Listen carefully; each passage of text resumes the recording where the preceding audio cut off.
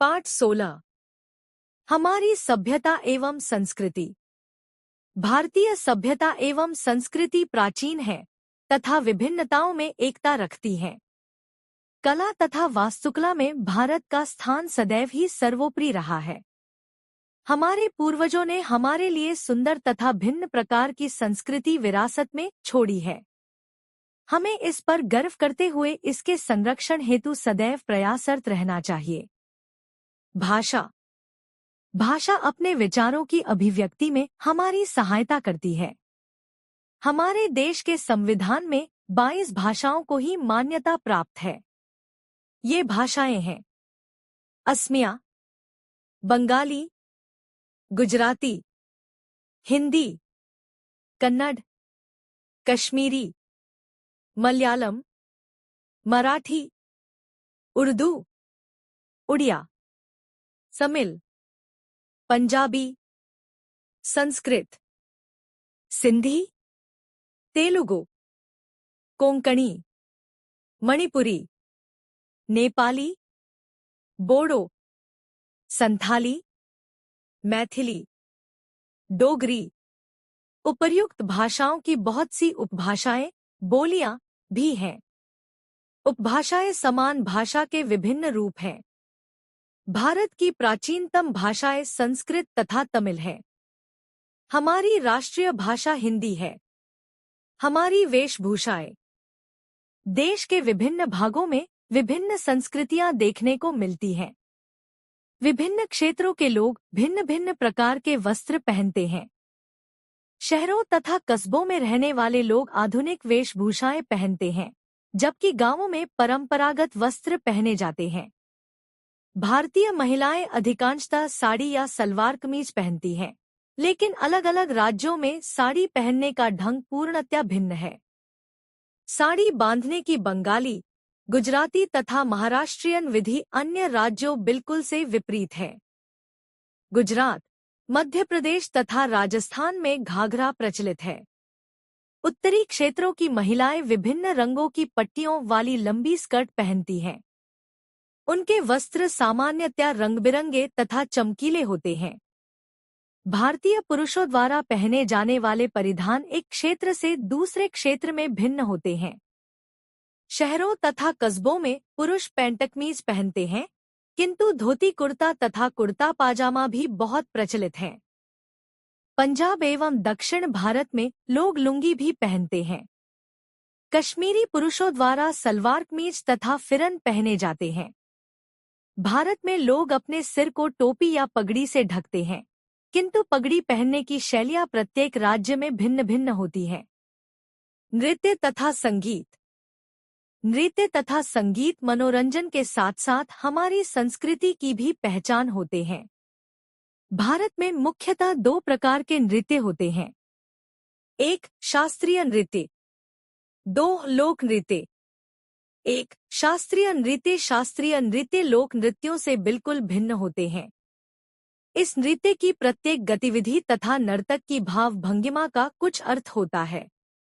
शास्त्रीय नृत्यों के लिए अत्यधिक प्रशिक्षण तथा अभ्यास की आवश्यकता होती है। नर्तकों द्वारा विशेष वस्त्र पहने जाते हैं। शास्त्रीय संगीत की 2 मुख्य शैलियां हैं, उत्तर भारतीय शैली तथा कर्नाटक शैली।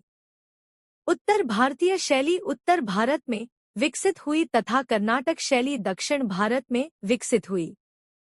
ये दोनों शैलियां रागों पर आधारित हैं। समय के अनुसार भिन्न भिन्न राग होते हैं। इनका उपयोग राजसी लोगों के लिए मनोरंजन के साधन के रूप में होता था। शास्त्रीय संगीत में अनेक वाद्य यंत्रों का उपयोग होता है। कुछ प्रमुख वाद्य यंत्र हैं सितार, वीणा, सरोद, ढोलक, बांसुरी, तबला आदि। 2 लोक नृत्य। लोक नृत्य विभिन्न अवसरों जैसे विवाह, प्रतियोगिता, त्योहार या बच्चे के जन्म पर आनंद की अभिव्यक्ति होते हैं।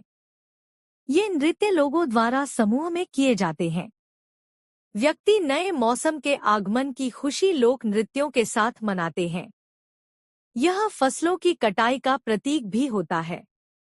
भारत के मुख्य लोक नृत्य हैं भांगड़ा तथा गिद्दा। पंजाब, डांडिया तथा गरबा। गुजरात, नाटी, महाराष्ट्र, बिहू, असम, घूमर, राजस्थान, कोलाट्टम, तमिलनाडु। वास्तुकला। सिंधु घाटी सभ्यता के अवशेष दर्शाते हैं कि इसमें अत्यंत सुनियोजित नगर बसे थे। भारतीय वास्तुकला की प्रकृति धार्मिक थी। सांची तथा सारनाथ के स्तूप सम्राट अशोक द्वारा बनवाए गए थे। एक चट्टान को काटकर बनाया गया एलोरा का कैलाश मंदिर देखने योग्य है। मदुरई, कोणार्क, माउंट आबू, तंजौर, तिरुपति तथा खजुराहो के हिंदू तथा जैन मंदिर वास्तुकला के उत्कृष्ट नमूने हैं। तुर्कों तथा मुगलों ने भारतीय कला तथा वास्तुकला में एक सार्थक योगदान दिया। उन्होंने गुंबदों, किलों, मस्जिदों तथा मीनारों का निर्माण कराया, जैसे जामा मस्जिद, लाल किला, कुतुब मीनार, हुमायूं का मकबरा, फतेहपुर सीकरी तथा आगरा का ताजमहल। यूरोपवासियों ने भी भारत में भव्य इमारतों का निर्माण कराया, जैसे दिल्ली में राष्ट्रपति भवन, इंडिया गेट, मुंबई में गेटवे ऑफ इंडिया, कोलकाता में विक्टोरिया मेमोरियल, बंगलुरु में बहाई मंदिर तथा विधान सभा, मुंबई तथा जयपुर का सभा भवन तथा दिल्ली में नई दिल्ली के महानगरपालिका के कार्यालय आधुनिक भारतीय वास्तुकला के उत्कृष्ट उदाहरण हैं। त्योहार। भारत त्योहारों की भूमि है। भारत में मुख्यतः 3 प्रकार के त्योहार मनाए जाते हैं: राष्ट्रीय, धार्मिक तथा फसल कटाई के त्योहार। राष्ट्रीय त्योहार गणतंत्र दिवस, स्वतंत्रता दिवस तथा गांधी जयंती। संपूर्ण देश एक साथ इन राष्ट्रीय त्योहारों को मनाता है।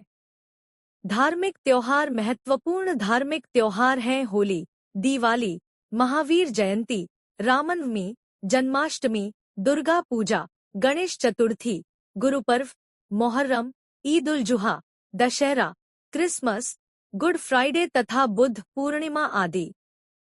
फसल कटाई के त्योहार। अनेक भारतीय त्योहार ऋतु परिवर्तन से संबंधित है। ये फसल कटाई के त्योहारों के रूप में मनाए जाते हैं। होली तथा बसंत पंचमी बसंत ऋतु के त्योहार हैं। पंजाब में बैसाखी, केरल में ओणम, तमिलनाडु में पोंगल, असम में बिहू फसल कटाई के त्योहार हैं। महत्वपूर्ण बिंदु। भारतीय संस्कृति में विभिन्नता में एकता है। संस्कृत तथा तमिल भारत की प्राचीन भाषा है। भारत में राष्ट्रीय त्योहारों को संपूर्ण देश एक साथ मनाता है।